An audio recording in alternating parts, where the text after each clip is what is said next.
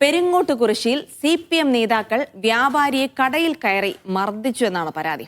Peringottukurissi CPM local secretary Satheesh, കുഴൽമന്ദം block panchayat vice president Sajitha എന്നിവരുടെ നേതൃത്വത്തിലാണ് കോൺഗ്രസ് പ്രവർത്തകനായ സുജിത് ചന്ദ്രനെ മർദ്ദിച്ചതെന്നാണ് പരാതി.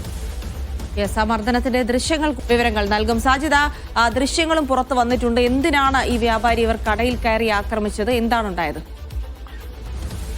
Jilsy, Saifuddin, good morning. പെരിങ്ങോട്ടുകുറിശ്ശിയിൽ കഴിഞ്ഞ ദിവസമാണ് ഈ സംഭവം ഉണ്ടാകുന്നത്. CPM ലോക്കൽ സെക്രട്ടറിയുടെ നേതൃത്വത്തിലാണ് മർദ്ദനം നടന്നത്. ഈ വ്യാപാരി കോൺഗ്രസ് പ്രവർത്തകനായ സുജിത് ചന്ദ്രനാണ്. സുജിത് ചന്ദ്രന് ക്രൂരമായ മർദ്ദനം ഏറ്റു.